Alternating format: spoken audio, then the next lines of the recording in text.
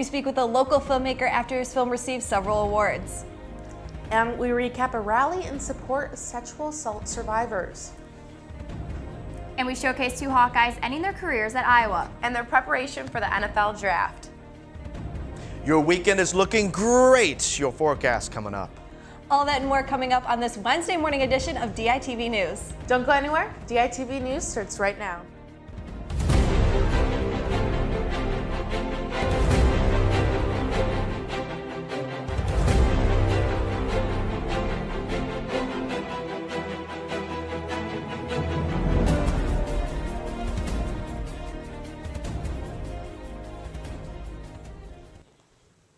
Good morning and thank you for tuning in. I'm Lauren Varell. And I'm Sydney Zatz. A federal judge has defended the DACA program after a court ruling on Tuesday. And this time, the judge is ordering the government to accept new applications. Deferred Action for Childhood Arrivals program, also known as DACA, protects young undocumented immigrants who came to the U.S. at an early age. The most recent judge is the third to rule against the Trump administration about them wanting to rescind DACA. Department of Homeland Security will have 90 days to provide a solid case against the program. The UI is celebrating the transgender community on campus with a week worth of events. Iowan reporter Audit Tambe has more. It is the Trans Week of Action, and the University of Iowa Trans Alliance is holding different events each day. The events are open to individuals identifying with all genders and seek to create an inclusive atmosphere on campus. This week's events kicked off with an event called Action Centers on Monday, a game night social on Tuesday, a discussion with One Iowa Action on Wednesday, and a student educational on Thursday. Guys at the desk, back to you. Former president of the Trans Alliance, Sean Flynn, says these events are going to promote an inclusive environment. Be sure to check out Audit's complete story in the Daily Iowan newspaper. The annual Take Back the Night rally was held in downtown Iowa City last night. Participants marched down the streets of Iowa City with signs protesting sexual violence and urging others to speak out. This event is part of a larger national network of annual events taking place all over the country. The goal of the organizers is to allow campus and community members the chance to speak out against sexual violence. Unfortunately, sexual violence in our community is quite common, so giving space for folks who have experienced sexual violence to be able to reclaim their voices, to tell their stories, to share their experiences, helps them in their healing process and also keeps our community aware of the work that we still have to do to make it safe for everyone. If you or someone you know has been a victim of sexual violence, you should contact the Office of Sexual Misconduct Response Coordinator. Co-director of the highly anticipated film Avengers: Infinity War is coming to Iowa City.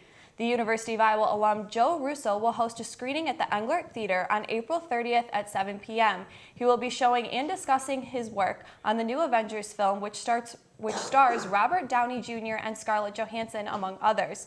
No tickets are required for the free event. Seating is expected to be limited to a first-come, first-served basis. Speaking of films, an Iowa City documentary received high acclaim at the Iowa Motion Picture Association Awards this past weekend. Saving Britain, a film led by 3 Iowa City locals, took home 4 awards, including Best Documentary and Long-Form Editing. I think more than anything, it just hopefully reflects, hopefully we're part of a movement to bring higher quality film to productions to Iowa and really show people outside of Iowa, especially that there's good work that can be made here. And there's Next month, the documentary will be playing at cinema in Greenwich Village, and in June, it will be shown in Santa Barbara from June 6th through the 14th. Lauren, I'm sure it was really nice being in Santa Barbara the past few weeks. We had snow just about a week or so ago, and I think we're finally starting to get some Santa Barbara-like weather here in Iowa. I know, Iowa's been beautiful. I hope it stays that way coming into the week. Let's toss it over to Jacob with more. Thanks, guys. Well, I am fully comfortable saying that this is the best looking forecast I have done since I became a weatherman. Tomorrow, we have a high of 63 degrees with partly cloudy skies. The sky will clear up throughout the day and bring you clear night skies with a low of 45 degrees. Moving on to your 5-day forecast, I tell you what, Thursday, we have the opening night for Avengers Infinity War coming in at a high of 63 degrees and a low of 40 with partly cloudy skies. Friday has your high at 67 degrees and a low of 40 with partly cloudy skies as well. And Saturday has also delightful skies with 65 degrees as a high and a low of 40 with, once again, partly cloudy skies. Sunday has your clear skies with a high of in the 60s and a low in the low 40s. And Monday has your continued clear skies with a high of the upper 60s and a low in the lower 50s. It's looking to be very, very nice out this weekend, so go out and do something fun, and back to you guys at the desk. Tossing axes and drinking beer is an unusual combination that will soon be offered at a new bar in Iowa City. Hatchet Jacks will have multiple throwing lanes with wooden targets for customers to toss axes. Originating in Canada, axe tossing bars have been a popular trend in the United States over the last year. The bar will open for business in June. An improv group on campus delivered jokes and laughs for a complete 24 hours.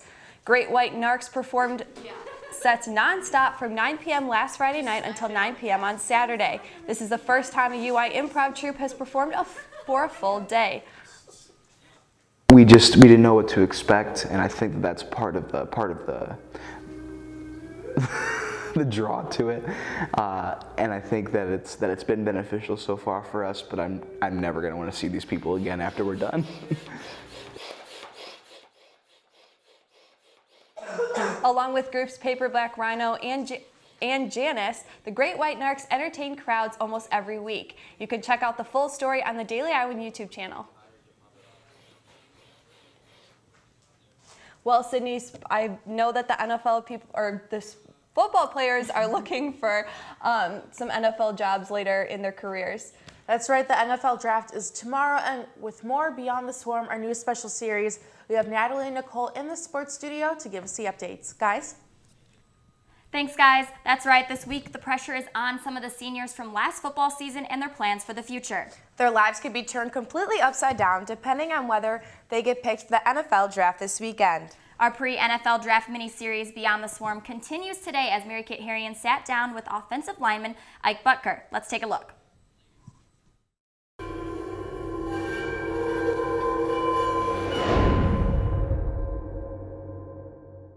Well, Ike, thank you for sitting down with us. We're kind of just going to talk about your whole time here at Iowa, but first, talk a little bit about the recruiting process and then deciding to then come to Iowa.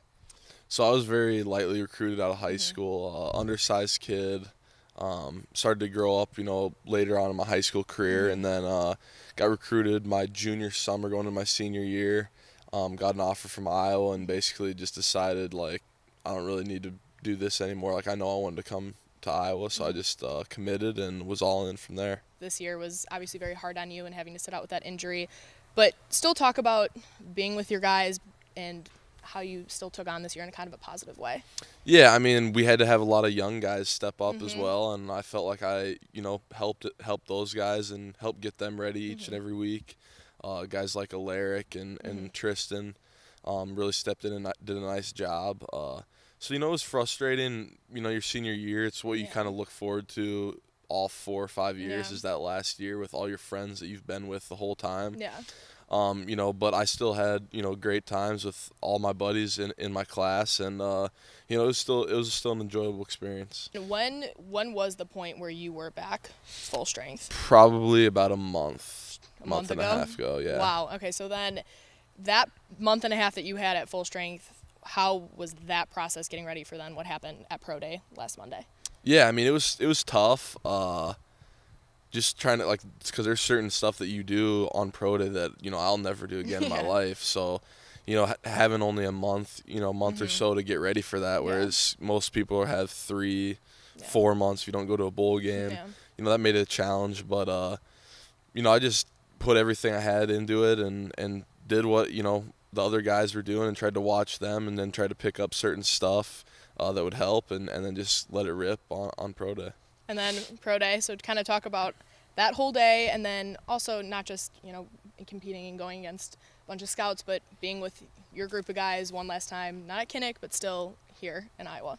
Yeah, it was fun. I mean, just waking up that morning, coming over here, getting warmed up and, just thinking this is probably the last time, us as a class that, there's some guys that didn't try, but the guys that tried, and we've been working together for the last 2-3 months. So just seeing everybody come together one last time and let it rip on the field is fun to watch everybody, and a lot of guys did a really well job.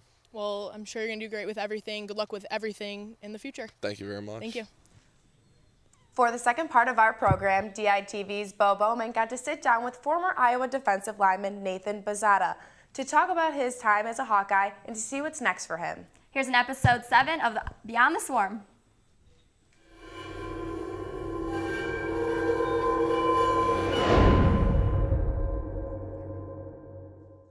Hey guys, I'm here with Nate Bazata here at the Iowa football practice facility. We're going to talk about his career here at Iowa and hopes for the NFL draft here coming up in about a month. So when you first heard, or when Coach Morgan first came to watch you, what was your reaction when you heard that a coach from Iowa was going to scout you? First thing I thought is, how'd he find me? I know I came from a small school in Nebraska and played 8-man, so I just kind of was shocked that a Division I coach was there to watch me and talk to me, and so it was kind of cool to kind of hear that story from him, like how he found me and just stuff like that. So a major part of the program for over 3 years. And each of those 3 years, you beat Nebraska, where you're from, and is it kind of like you had an axe to grind? And what was that feeling like, being able to beat them so consistently? It was just a good feeling because they didn't recruit me or anything like that. So just to kind of almost shove it in their face, that was a nice feeling. So especially this year, being a senior, being a big part of the defense.